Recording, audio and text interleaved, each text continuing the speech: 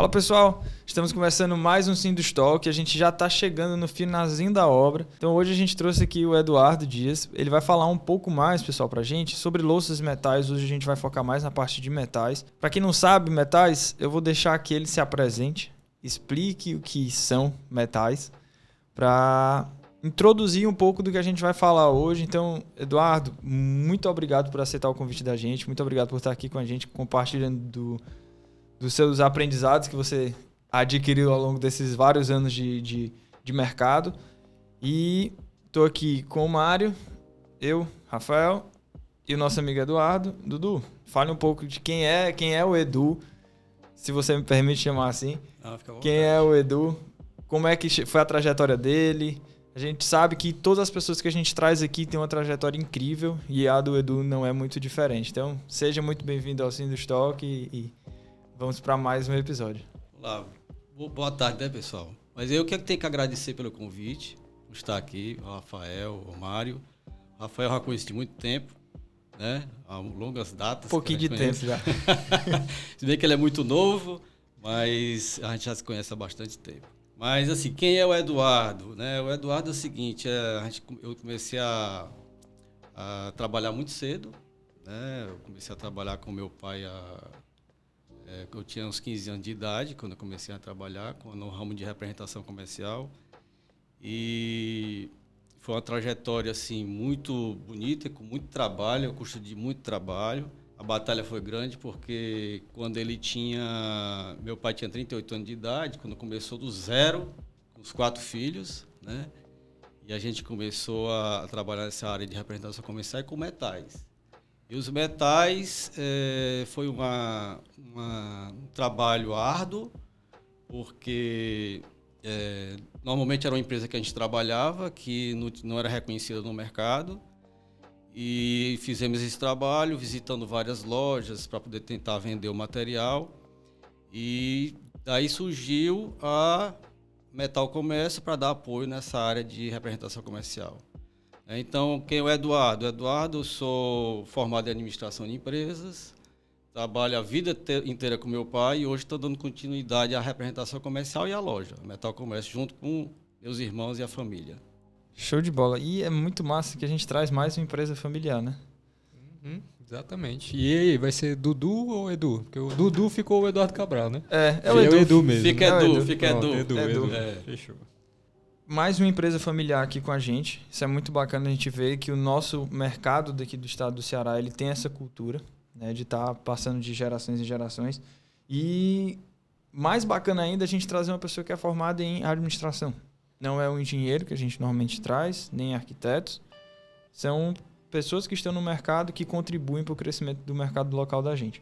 Então, Edu, já botando aqui, eu tô vendo que tem umas coisas na mesa. Quem não tiver no YouTube, quando a gente for começar a falar desses materiais, é legal que vocês deem uma pulada no YouTube para poder entender melhor o que é que o Edu vai estar mostrando aqui. Mas quem não puder, tá dirigindo e tal, na calma, mais tarde você vai lá e dar uma olhada.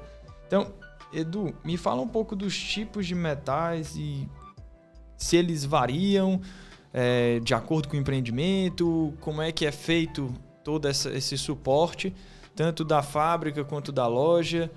As construtoras normalmente elas já contratam direto da loja por conta da fábrica, por conta da quantidade, mas a gente também tem muitos ouvintes arquitetos e é interessante também ter esse suporte das lojas para suprir reformas, ampliações e melhorias que a gente sempre está fazendo depois que a gente recebe o empreendimento. Existe sim uma diferença entre o que a construtora entrega e o que de fato o cliente vai utilizar? Sim, tem. Normalmente a construtora ela coloca um produto que foi especificado por um padrão intermediário, certo? Normalmente eles não colocam a linha assim, muito sofisticada. Então, quando a construtora coloca os metais, torneiras de cozinha, torneiras de lavatórios, duchinhas higiênicas, chuveiros, eles colocam um padrão, né, definido para aquela obra como um todo. Mas, normalmente, o consumidor final que comprou o apartamento, se contratar um arquiteto, o arquiteto muitas vezes quer modificar o metal, quer colocar um metal mais sofisticado, quer colocar uma cuba, uma louça mais diferenciada. Então ele modifica muitas vezes o apartamento. Isso vai depender muito do consumidor final que comprou o apartamento. Se ele seguir o padrão normal da construtora, ele coloca aquele material, mantém aquele material. Senão, ele vai modificar todo o produto. Muitas vezes o cliente modifica tudo, até pisos, louças, metais, modifica tudo. E é uma maravilha, né, reforma? Isso é maravilha. Vai pra loja, né? Que aí aí vai pra loja comprar o a material. construtora compra da fábrica e depois vem o cliente, tira e bota o seu material próprio. Mas é mais, pessoal, para quem não entende, e é até um pouco ilógico isso, também tem a questão burocrática, que se vocês voltarem no episódio de financiamento, também fala um pouco sobre isso, que existem alguns itens que eles são obrigatórios para se adquirir o financiamento imobiliário, tanto da construtora como do comprador do imóvel. Então, tem alguns itens que ainda têm que ser modificados, tipo, feitos e refeitos pelo cliente final, para a gente ter aquele produto. Diferente um pouco de um edifício comercial, que ele hoje já tem a possibilidade de entregar a sala, abre aspas, no osso, que a gente conhece, né? Só o contrapiso, parede sem estar pintada. Sem nada. Porque a gente entende que Só cada banheiro, um vai... só bota só as torneiras. Só o banheiro, e lá mesmo já tem as torneiras, que já é um item obrigatório. Os apartamentos hoje eles estão iniciando essa parte de customização, mas ainda existe sim essas restrições quanto ao financiamento. Mário? Edu, sou engenheiro, vou começar ali a desenvolver meu projeto, e a gente aqui nesse podcast a gente está caminhando junto com eles, né? A gente passou ali desde a aquisição do terreno até o estudo de viabilidade, né? A planejamento de obra, tudo isso a gente está vendo ponto a ponto. Onde é que vai ser inserido essa parte do dimensionamento dos metais, quais serão os tipos, né? Onde é que isso daí vai entrar? Ó, o seguinte, isso começa dentro do projeto do empreendimento, né? Para definir, por exemplo, nas instalações, se vai ter água quente, se vai ter só água fria, qual o padrão do empreendimento, se vai ter misturador, se vai ser monocomando. O que é o monocomando? Né? Pode ser que os nossos ouvintes não saibam o que é. O monocomando é um sistema de misturador de água que só tem uma alavanca para abrir e fechar o chuveiro.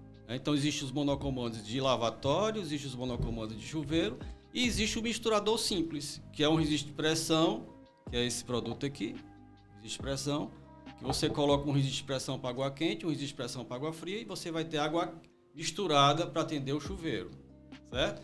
Se for um empreendimento que não precisa de água quente, vai ser só o resistor de pressão e o resistor de gaveta, certo? O que é o resistor de gaveta? É a geral do banheiro. E o resistor de pressão é o que você vai abrir e fechar constantemente o chuveiro. Tá? Então, isso aí já é definido no projeto de instalação. Qual a torneira que vai pegar, quantas torneiras vão pegar. Muitos empreendimentos hoje, condomínios de altíssimo padrão, no WC de casal tem 2 banheiros. O banheiro da esposa e o banheiro do marido, né? Entendeu? Então, muitas vezes hoje os condomínios de altíssimo padrão têm 2 banheiros no WC de casal. E nos WC da filha tem um misturador, as torneiras individuais. Então, na cozinha, tem que saber se tem água quente, se tem água fria. Às vezes não colocam água quente na cozinha, se coloca somente água quente no chuveiro. Então, definição dos produtos para colocar em um apartamento já parte do projeto, desde o início projeto do empreendimento. Tu já pegou um caminho, uma estrada longa, né? Só tu falou que desde que tu começou a trabalhar com representação, tu já pegou isso do teu pai. Vamos ter quantos anos aí? 40? Com representação comercial foi desde 1974. Não vamos fazer conta não, galera. Não, só pegar a data aí. Porque eu tô velho mesmo. Mas 47 anos, né? Pronto, 47 anos. Teve muita mudança de norma, de especificação, de lei aí nesse período, né? Quais são as mais chamativas aí, as mais pontuais aí que tu já viu nesse período? O que as construtoras estão mais preocupadas hoje é com a economia de água, tá? Então estão buscando a economia de água. Então antes se usava muito válvula de descarga embutida na parede, né? E hoje não se usa mais válvula de descarga embutida, se usa a caixa acoplada, certo? Então, hoje, todos os empreendimentos são com caixa acoplada, menos shopping, aeroporto, tal, que não se permite usar caixa acoplada. Tem que ser a válvula de descarga embutida mesmo. Mas, a título de curiosidade, por quê? É aquela tampa da caixa acoplada. A galera tira e... Pode tirar, e ali é uma arma, né? que é uma louça, corta. É louça, né? É cortante, entendeu? Então, em motéis, em shopping, em aeroportos, tem que usar a válvula de descarga embutida mesmo, tá? Então, o trabalho com empresa, que ela tem uma válvula de descarga que ela é externa, onde você controla a vazão de água, tanto no registro como no acionamento. Então, quando você aciona a válvula de descarga, ela só dá uma descarga por vez. Para você dar outra descarga, você tem que voltar ao ponto de origem e acionar novamente. Diferente das embutidas, que você vai ficar apertando... Só apertando, aí ela vai sair água descendo até... água direto, né? Então, essa válvula, a gente chama uma válvula inteligente, que ela não tem o chamado golpe de ariete, é uma válvula silenciosa. Uhum. Tá? Alguns shoppings aqui eu não posso citar nomes, né? Uhum. Então, alguns shoppings usam essa válvula de descarga aí, que é uma válvula de descarga externa, que inclusive nos Estados Unidos, na Europa, tem muitas essas válvulas aí externas.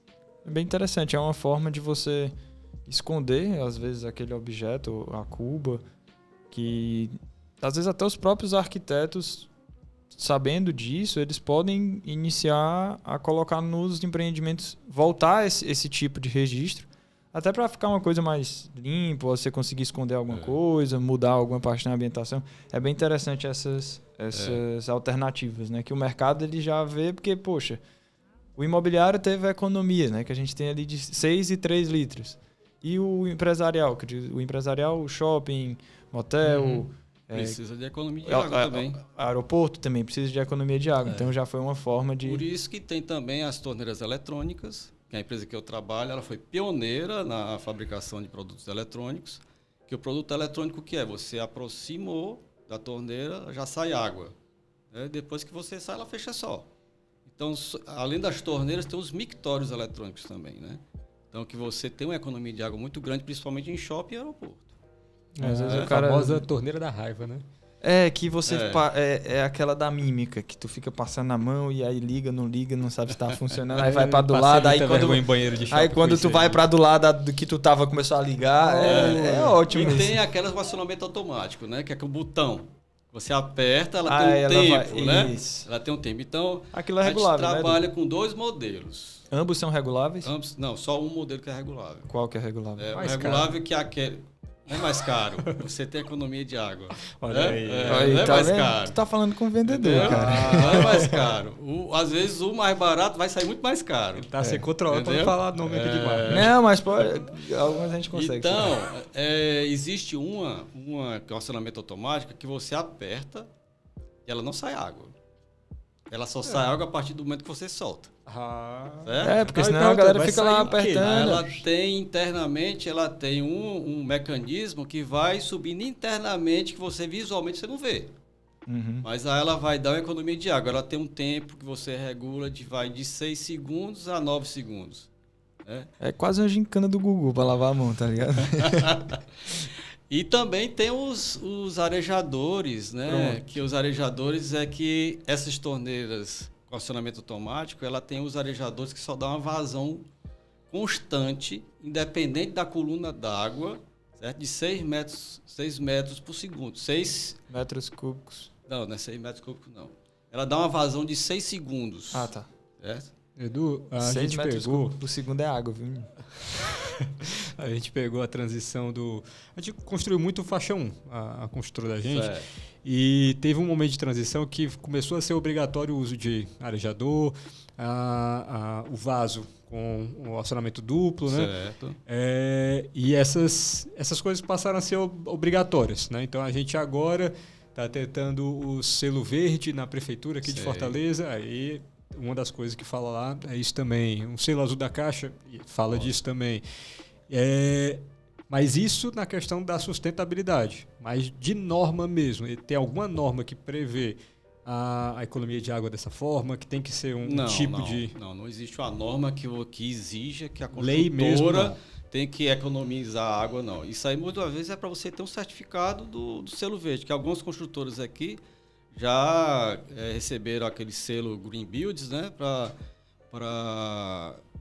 economia de água. Então, exatamente. Então, ele tem os arejadores para os chuveiros, tem os economizadores de água para o chuveiro, tem os arejadores para as torneiras, tem para a ducha higiênica, tem todos esses produtos para economia de água. Isso aí é mais para... As normas, no caso, vai ser para padronizar esses produtos, e não para restringir o uso, acredito.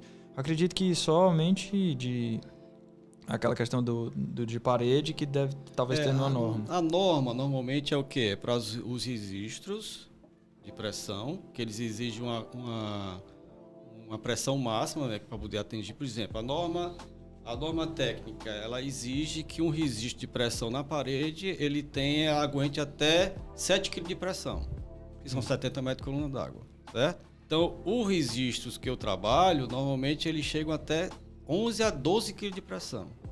Por quê? Porque é um produto forjado. Não sei se vocês sabem o que é o processo produtivo de forja e fundição. Então, um pouco na área técnica, né? Entra um pouco na área técnica do produto. Então, o material que eu trabalho é um produto que ele é fabricado com processo forjado. Ele não é fundição, certo? O que é a forja? A forja, ele sai disso aqui. Então, isso aqui é um barrote de latão, certo? Que o processo produtivo, ele chega quase ao estado de fusão, vem uma prensa. Peraí. Então, galera, agora é o momento de ir pro YouTube, que agora a aula é prática. Aula prática. Vamos lá.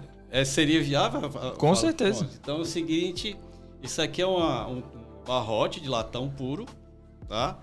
E que ele chega quase ao estado de fusão, onde ele vai para uma prensa que tem o molde do registro, tá? Ele é prensado e sai o registro assim, ó. Tá? Então esse primeiro ele é um cilindro metálico de latão, que a gente também tem pessoas que estão ouvindo a gente que eles estão deficientes visuais. E aí é interessante também a gente falar um pouco de o que é que a gente está de fato segurando aqui. Então, primeiro, o Edu ele trouxe um latão, né, uma barra, de aí uns 5 centímetros, um cilindro de 5 centímetros de altura por 1 polegada de diâmetro. E aí ele vai colocar numa máquina que talvez derreta isso com uma forma. Chega quase a derreter. E aí ele vai já trazendo um molde. E aí você vê que ele é bem robusto, já tem algumas imperfeições ali, que aí a gente vai... Tem algumas rebarbas. E aí depois a gente vai pra... Depois disso aqui ele vai para uma máquina onde ele é tirado as rebarbas e ele vai para um processo de usinagem. Que aí é onde ele faz as roscas, né? As roscas aqui para receber os componentes. E são os componentes? São exatamente esse material aqui. Os castelos, o sistema de vedação, a sedezinha substituível, né? Legal. Eu vou cutucar aqui. Então, gente, essa aula aqui foi para o processo de confecção de fabricação do registro, né? Então, todo o processo de fabricação do registro de pressão e do registro de gaveta é feito dessa forma. Isso aqui é um processo de forja, onde a peça ela é perfeita, ela não tem irregularidades, ela não tem porosidade. Então, ela não vai dar infiltrações futuras no embutido na parede. Pronto, então, é uma peça perfeita internamente e externamente. Se o cara quer a peça perfeita, ele tem que pedir o de forja o e fugir de forjado. Qual? E fugir da fundição. Pronto. Não é que é fugir da fundição. Existem os grandes marcas renomadas no mercado vendem o produto de fundição. Sendo que o produto que eu vendo, ele é forjado. Então, ele é mais resistente à coluna d'água de um prédio que pode ter golpes e tal. Ele vai resistir mais. É uma segurança a mais que você acaba passando para o seu cliente. Exatamente. Né? E é muito bacana. E outra coisa, que ele tem também as roscas, né, desse registro forjado, ele é as roscas finas, onde você tem uma vedação perfeita. Se você olhar as roscas de um motor de um carro, tem que ser rosca fina, para poder aguentar a pressão do motor. Então, isso aqui é rosca fina que dá uma pressão da água, ela não tem vazamento. Certo? Então, se você pegar um registro de 45 anos atrás... Esse é de 45? Esse aqui tem 45 anos. Caraca. Vê que ele tá bem pretinho? Funciona. Desde quando tu nasceu, né? 45 anos atrás, né? Eu tenho um pouquinho mais velho. É legal. Então, o que eu ia lhe mostrar? Esse registro aí que tem 40 e 50 anos, né? Se você tem na sua casa um registro desse aí, você pode colocar esse mecanismo de hoje no registro de 50 anos atrás que ele dá certo. Enrosque aí. Agora eu vou testar. Parece faca em melancia. Porque teoricamente isso daqui é a parte que pode Que é isso aí, é preservar o cliente. Uhum. Tá? Porque um cliente que colocar um material desse, ele nunca vai deixar de ter uma peça de reposição. Você nunca vai quebrar a parede por causa de um registro desse. Que teoricamente E ao meu ver, é o único local que pode surgir um problema seria nessa partezinha aqui, que ela é totalmente Peças substituível. embutidas em metais são as fundamentais para uma obra. Entendeu? A construtora lá tem que pensar exatamente no que é que ela vai colocar embutido na parede, para evitar que você tenha que quebrar a parede. Uhum. E normalmente os revestimentos, né, não tem do mesmo lote, aí quebrou a parede, cadê o lote? 50 anos atrás. Aí você vai ter que quebrar o banheiro todo. Com esse aqui você não quebra.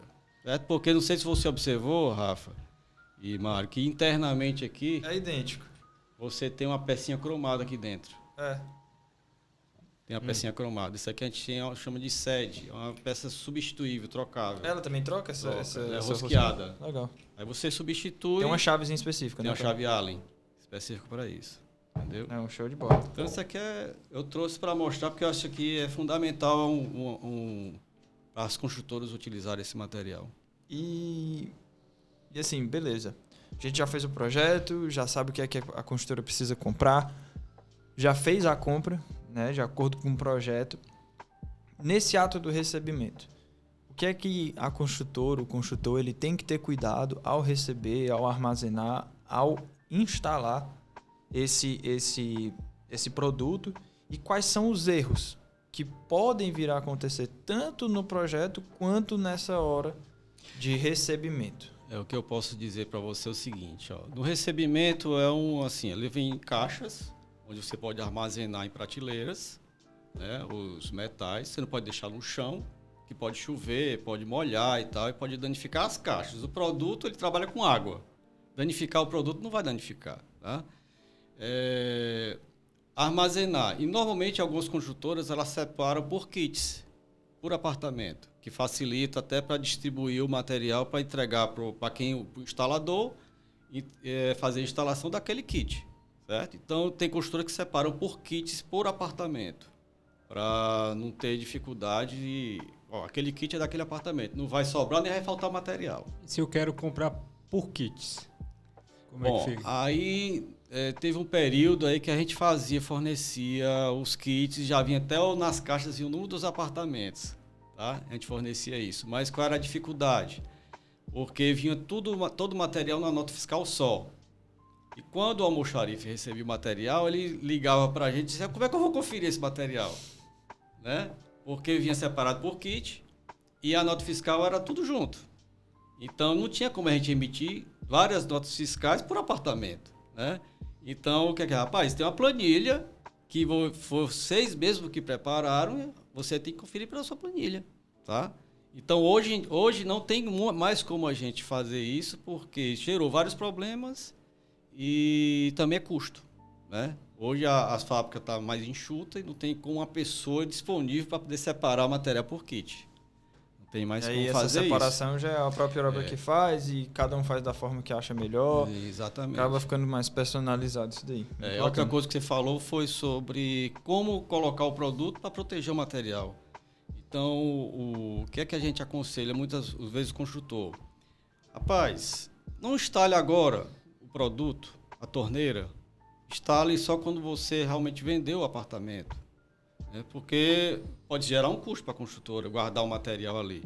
Mas você tem que proteger o metal, principalmente com o ar salino que a gente tem aqui. Nós temos um ar muito salino e a nossa água ela tem um teor de ferro muito alto. O que acontece? Por que tem esse teor de ferro muito alto?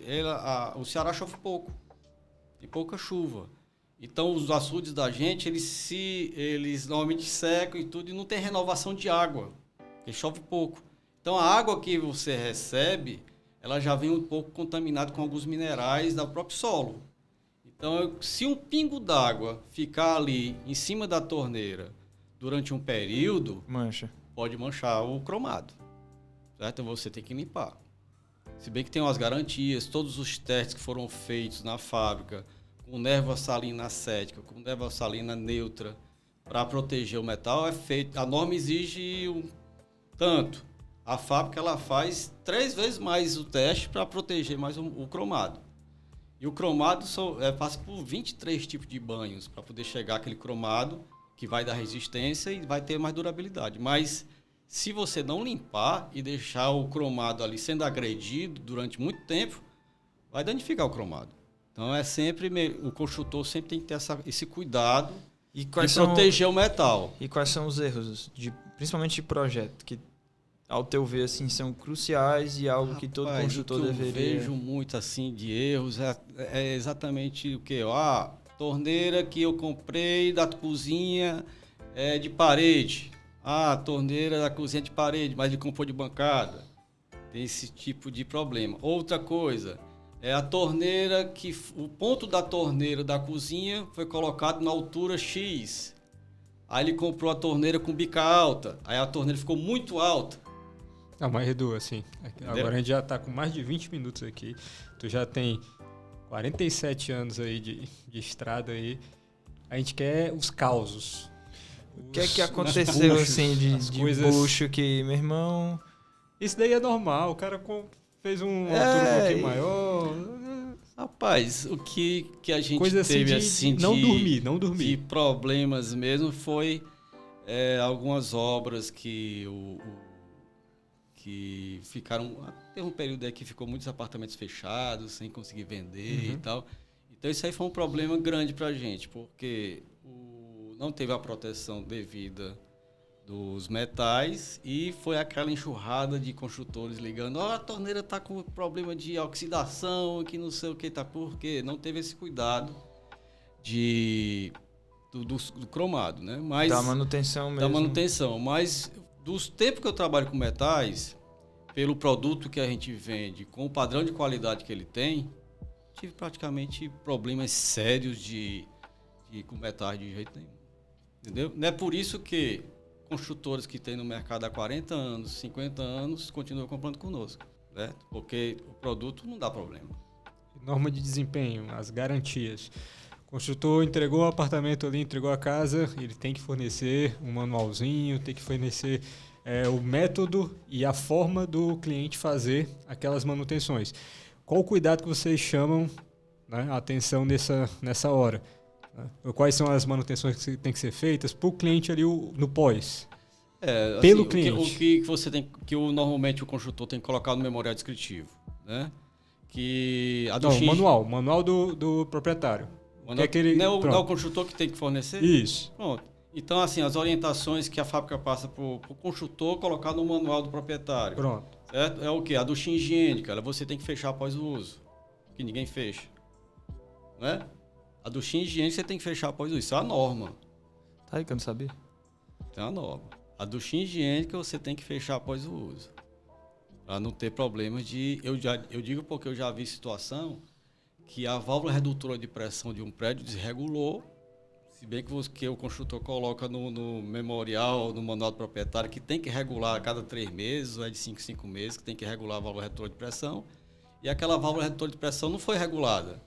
Então, estourou uma mangueira de uma ducha no cliente. Ixi, entendeu? É água, viu? Aí é água, meu amigo. E a bicha balançando, fica balançando no banheiro. Então, quando tem uma reclamação dessa, eu levo logo o monômetrozinho para poder medir a pressão.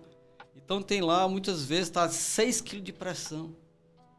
A norma recomenda que só pode ser de 2 até 4. Meu amigo, acabou usando a ducha então, dessa. Estourou. Então, quando eu disse... a ducha estoura mesmo. Não estoura só a ducha, não. Estoura os engates, o engate. Então, estoura tudo. Tá? Então, isso aí tem que colocar no manual do proprietário. Isso aí tem que ser mesmo. Porque toda ducha higiênica, a pistolinha, né, o chuveirinho lá, vem um adesivo lá na pistolinha informando que, de acordo com a norma técnica, a norma de desempenho, a ducha higiênica o resiste tem que ser fechado após o uso. Entendeu? Né, Rafa? 27 anos, eu não sabia disso. Outra coisa muito importante, o resiste gaveta geral do banheiro. Certo? Muitas vezes o proprietário ele quer economizar água e vai lá fechar o resiste pela metade. Para diminuir a vazão da água. Isso danifica o resiste. Entendeu? A água vai passar pela gaveta e vai destruir a gaveta ali. Você vai querer fechar e não fecha mais. Não fecha mais. Você tem que deixar o resiste plenamente aberto. Plenamente aberto. Para ele dar vazão plena da água. Ele não pode ter obstrução nenhuma. Porque se tiver, a água ele vai destruir a gaveta e você quer fechar e não fecha. Entendi. Entendeu? Muito bom. E pra gente fechar essa parte de metais, Edu, tem alguma inovação assim que até que a própria Fabrimar trouxe pro mercado que foi assim, poxa, isso daí foi uma boa prática ou uma mudança de quebra de paradigma que revolucionou ali tal produto em específico? Pode até ser um produto mais sofisticado, alguma novidade, já tem um metal de torneira que já faz algo assim fora dos padrões que a gente já conhece, até pra gente saber o que é que existe no mercado, não o que está sendo comprado todo dia, mas o que é que já tem disponível. Aí tu já pode emendar também com o caminho que tu acha que o mercado está seguindo, o mercado de metais? O mercado de hoje, a grande inovação no mercado, que já tem um pouquinho de tempo também, mas que está normalmente os arquitetos e o próprio construtor está assimilando bastante isso, que são os monocomandos, né? Os monocomandos que já se usam isso muito lá fora, né? Na Europa, nos Estados Unidos, usam monocomandos. E hoje muitos moradores, o dono da casa ou a esposa, ela gosta muito de cozinhar, né? Hoje todo mundo gosta muito de cozinhar. Então tem as torneiras gourmet, né? As torneiras gourmet, que são aquelas torneiras altas, né? Que elas têm uma duchinha na ponta, onde você pode lavar. Mas é quase um robô aquilo ali. O cara tem que ter um manual para poder saber utilizar a torneira. Eu nunca tinha visto uma bicha dessa. Aí a gente reformou a casa e tal. Aí a mulher foi lá e comprou, né, a louça, os metais do jeito que ela queria, né? Cheguei em casa e tinha uma bicha dessa na cozinha. Eu peguei e dei nó nela. Aí deixei apontando pra cima. A mulher ligou e viu aquele negócio, ela me xinga até hoje. Então, assim, hoje todo mundo tá gostando muito de cozinhar, né? Ir pra cozinha, fazer e tal, algumas comidas gostosas assim. Então, essas torneiras gourmet tá sendo usado bastante. São meio que... São torneiras mais pia, quase que multifuncionais, que eles fazem várias coisas diferentes no mesmo lugar. Até interessante. Então, Edu, a gente assim, mais agradecer a tua presença aqui. Esse bloco já acabou, já? O de metais. A gente vai ter o de louça na próxima semana. Então, pessoal, próxima terça a gente vai estar aqui de novo. Edu, muitíssimo obrigado por estar aqui conosco, compartilhando um pouco do seu conhecimento, dessas dicas que o construtor tem que ter, esses conhecimentos mais específicos, mas que de uma certa forma é importante saber a diferença entre os dois, saber onde comprar, qual não comprar, entender a importância dessas partes que estão escondidas por trás das paredes, né? E agradecer por estar aqui conosco. Eu que agradeço pela oportunidade. Não conhecia o Mário, mas já vendi muito para a construtora dele, que é a Correta Engenharia. Pode falar, né? Pode. Então, a Correta a gente já fornece para eles há muito tempo. Né? Não só para eles, mas eu posso dizer que a maioria das construtoras. A gente tem um trabalho muito bom aqui no mercado e a maioria das construtoras estão nos apoiando.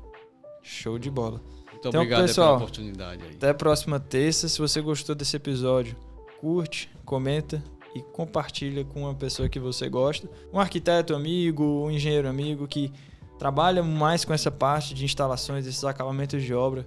São pequenas coisinhas que você vai puxar aqui e vai conseguir levar para a sua obra. E vão na Metal Comércio, lá na Antônio Salles. Tem lá tudo que vocês querem. Olha aí, maravilha. E vai ter todo o suporte técnico também do Edu. Se precisar de alguma coisa, alguma dúvida de projeto, qual o produto ideal para determinada situação. Às vezes, Não por imprudência, às vezes até porque não trabalha muito com aquilo diariamente. Pode ser que alguns projetos não tenham especificados de fato qual é o melhor produto para aquela determinada situação. E às vezes na loja você consegue ter várias opções. Tantas opções como soluções para a sua necessidade. Então, posso contar com vocês na próxima terça-feira, 7 da manhã. Até nos feriados, viu? Tá tendo episódio. Vocês lembram do dia 15 de novembro, que a gente teve feriado e episódio. Então, tá toda terça-feira, tem episódio. No Natal, se for terça-feira, também vai ter também. Então, isso aqui é para vocês. E eu aguardo vocês na próxima terça-feira com mais um Sim do Estoque. Valeu?